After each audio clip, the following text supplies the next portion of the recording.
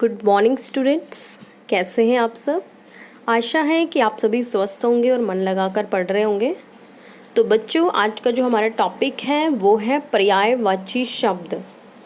ये हमारी पर्यायवाची की पहली कक्षा है, इसलिए बताई गई हुई बातों को ध्यान से सुनिए और समझिए।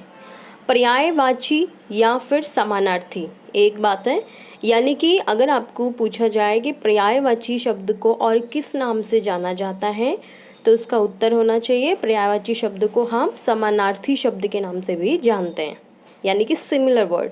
अब यहाँ पे पर्यायवाची की परिभाषा है, समान अर्थ को प्रकट करने वाले शब्दों को हम पर्यायवाची शब्द कहते हैं। समान अर्थ यानी कि जिनका अर्थ समान हो, पर वहाँ पे जो आपका शब्द है वो वाक्य के अनुसार प्रयोग में लिया जाता है, पर उनका अर्थ समान होता है। किसी शब्द, सरल अर्थों में समझ लीजिए, किसी शब्द विशेष के लिए प्रयुक्त समानार्थक शब्दों को हम पर्यायवाची कहते हैं। यद्यपि पर्यायवाची शब्द समानार्थी होते हैं किंतु भाव में एक दूसरे से भिन्न होते हैं, है ना। तो यहाँ पे जो आपके पर्यायवाची शब्द होते हैं वो भाव में अलग होते हैं, उनका अर्थ एक होता है, यानी कि उनका मतलब एक ही निकलता है, पर यहाँ पे डिपेंड ही करता है कि हमें वाक्य में कौन सा शब्द कब प्रयोग में लेना है। यहाँ पे आपका शब्द है जैसे फूल, फूल का पर्यायवाची होता है पुष्प, सुमन, कुसुम, मंजरी, प्रसून। तो ये सभी शब्द आपके फूल के हैं। फूल को इन इन नामों से भी जाना जाता है। आगे बढ़ते हैं। अब इस चित्र को ध्यान से देखिए और समझिए। यहाँ पे लिखा है आपका, ये जो चित्र है वो है आँख।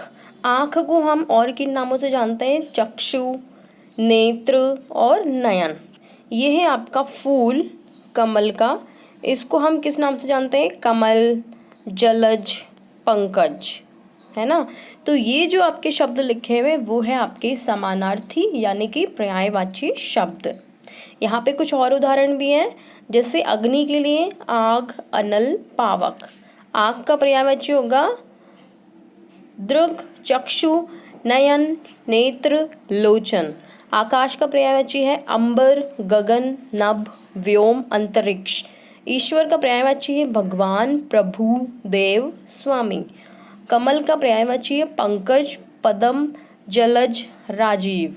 किनारा का पर्यायवाची है कूल, तट या कगार। गंगा का पर्यायवाची है भागीरथी, मंदाकिनी, सुरसरी। घर का पर्यायवाची है गेह, ग्रह, आवास या फिर आलय। घोड़ा का पर्यायवाची है अश्व, तुरंग, बाजी, हय या फिर घोटक। चंद्रमा का पर्यायवाची है चांद, चंद्र, इंदु, राकेश और शशि। तो ये शब्द थे कुछ आपके जो पर्यायवाची वाले शब्द, आपको याद भी करने हैं इनको। अब यहाँ पे ये दिए हुए चित्र को और उदाहरण को ध्यान से सुनिए और समझिए। यहाँ पे लिखा हुआ है कि अध्यापक कक्षा में पढ़ा रहे हैं। ये अध्यापक हैं, वो कक्षा में पढ़ा रहे हैं। गुरु जी को प्रणाम करो, ये गुरु जी हैं, प्रणाम करो। शिक्षकों का सदैव सम्मान करो, यानी कि सम्मान करना चाहिए हमें शिक्षकों का। तो यहाँ पे वाक्य में आपके अध्यापक, गुरुजी, शिक्षक समान अर्थ है, यानी हम इसी व्यक्ति को जो हमें पढ़ा रहा है उसी व्यक्ति को हम अध्यापक भी कहते हैं, गुरुजी भी कहते हैं और शिक्षक भी कहते हैं। यानी ये शब्द जो थे आपके अभी तक, गुरुजी, शिक्षक और अध्यापक, वो थे आपके पर्यायवाची शब्द। ठीक है, कुछ और उदाहरण भी है आपके पर्यायवाची के, उनको ध्यान से सुनिए और समझिए। यहाँ लिखा है आपका नदी। नदी के लिए हम कहेंगे सरिता, तटिनी, वाहिनी, तरंगिणी और निर्झरिणी। या शैलजा, जलमाला, नंद, शैवालिनी या फिर प्रवाहिनी। तो ये आपके कुछ शब्द थे जो कि आपको कम से कम दो दो पर्यायवाची तो याद करने ही चाहिए, क्योंकि आपको परीक्षा में भी ऐसे पूछा जाता है कि दिए हुए शब्द के दो पर्यायवाची लिखिए, तो कम से कम दो तो आप याद कर लेना। पवन शब्द है आपका, पवन का होता है वायु, हवा, समीर, वात, मारुत, अनिल, पवमान,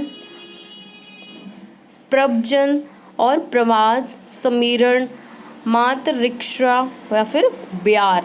तो ये शब्द थे आपके पवन के, बट एटलीस्ट आपको दो करने, वायु, पवन, समीर। ठीक है।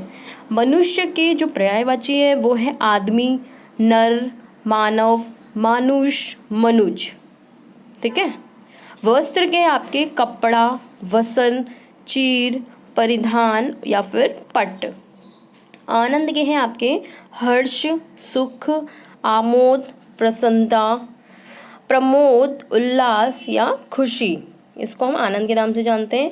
कामदेव का पर्यायवाची है मन्मथ, मनोज, काम, मार, कंद्रम, अनंग, मनसीज, रतिनाथ, मीनूकेतु, रतिपाती और या फिर मदन।